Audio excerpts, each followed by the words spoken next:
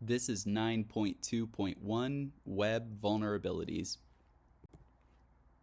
At the end of this lesson, we should be able to define the concept of stateless versus stateful web design, examine session management methods, including cookies, and identify methods of cookie theft and all of the possible consequences. So please, before we get into this slide, you do understand you do not need to memorize the items in this list. That's not something that you need to know, but you should be aware of this resource, especially if any of you have interest in or potential interest in being web or mobile app developers. So having knowledge of the OWASP top 10 can be a huge advantage when you are interviewing for a web development internship or a job. So the OWASP, or Open Web Application Security Project, risks are ranked based on the severity of the vulnerabilities, how often the security issues are seen, and the degree of their possible impacts. So the detailed information available on the OWASP website includes guidance on writing code to avoid or fix these vulnerabilities. The OWASP Top 10 provides rankings of and remediation guidance as well for the top 10 most critical web application security risks. So why is it so hard to write secure web code? One reason may be that web programming education usually does not include security concepts. But even programmers who are aware of security risks find it difficult to create truly secure websites because a website must be available to everyone, and most websites allow some sort of user interaction. So it would be a lot easier to just have a static page that's open only to authenticated users who don't have any ability to interact with the page. But that would take us all the way back to the 1990s. So in the old days, a user could access a website multiple times, but each access would be a new event to the web server because it uses the HTTP protocol, which we say is stateless. That means that the website will not automatically retain any information about previous activity from a web client.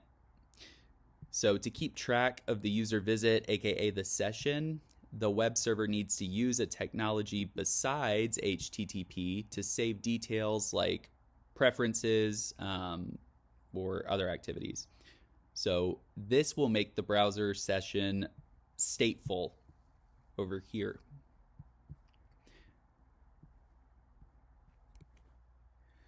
The session ID that's used to identify the user throughout their stay on a website can come in many different forms.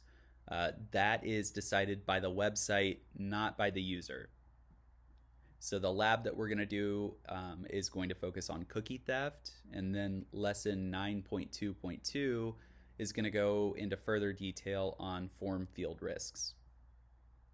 So if an attacker gets a hold of your active session ID, then they might be able to authenticate and interact with the website as if they were you. That is not good. So active, when we say active, most websites do have an expiration time on the session ID to limit how long it can be used. So that should help mitigate the risk of session hijacking, at least in theory. Session hijacking is a common part of web attacks. So this is often going to be just one piece of the attack. For example, when an attacker targets a network, they're going to want to have administrative rights to make any changes that they need to or execute any scripts. So by hijacking a session, they're going to be able to access that account without cracking or stealing the password. So while the session ID is still unexpired, the malicious actor can create new administrative accounts or execute the malware. Let's talk about cookies. Specifically, cookies that are defined as small packets of data created by web servers and stored on the user's computer. It's really important to understand. Cookies are stored on your local computer, along with other information like your preferences, reference data, or a session ID. So there are two types of cookies that are used to track session data: persistent cookies and non-persistent cookies. An example of a non-persistent cookie would be like an e-commerce site where the user puts items in a cart, but you're not logged in. So the items are going to stay in that cart for a period of time, or until we close the browser. Um, because that non-persistent cookie is only meant to be useful for a short period of time. So down here, if you're wondering why every website got so annoying over the last couple of years, and you constantly are having to click I agree or I consent to cookies, that's because of a law that got passed in the EU. It's called GDPR, and it stands for the General Data Protection Regulation Law. It was passed in 2018, and technically their only jurisdiction is within European Union countries. But because the internet is global, almost all websites have to comply with GDPR regulations to avoid any issues or accidentally incurring fines, which a lot of big tech companies have incurred massive fines due to this law.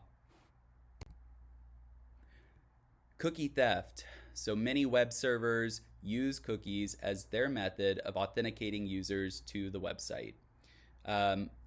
What happens is you authenticate yourself as a user, then you're assigned a cookie, and then the browser is going to use that as a token so the website can track your activity through other pages of the website. There are a few problems with this.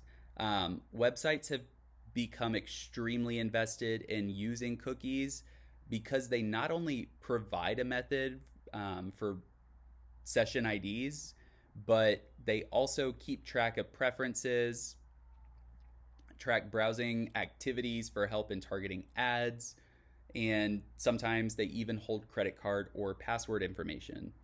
So websites are not moving away from cookies despite their use by hackers as an attack vector. Websites actually keep trying to make cookies more secure, but hackers keep coming up with ways to bypass those measures just because cookies are a really easy target, and they're a pretty good target as well. So attacking session IDs, how are we going to do that? A proxy is a common method of attacking session management like cookies. So the proxy application is set up so that it intercepts all browser activity before it's encapsulated and sent out onto the rest of the internet. So by intercepting cookies or passwords, the hacker can either learn information or even change the data, which is not good. So let's talk about securing the browser. You want to make sure that you're downloading the most updated version of the browser, but also make sure that your browser is running the latest version of its software. So nowadays, most of the more common browsers will automatically install updates. Just make sure that that's happening on your machines. Definitely turn on pop-up blockers. Those are becoming a lot more sophisticated, which is good for us as end users. Extensions are generally not a good thing. The less extensions you have, the better. So I know that some of you have extensions that you might not be able to live without, but they are huge security risks, which is why the district last year removed your access to be able to even do that, at least on your Chromebooks. So just I would go into your own browser settings next time you're surfing the internet, and just scroll through some of the security settings. If you are on a desktop device right now, go find the settings for whatever browser you're watching this video on.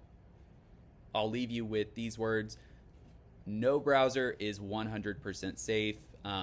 Where you go and what you click matters a lot more than the browser selection or the settings.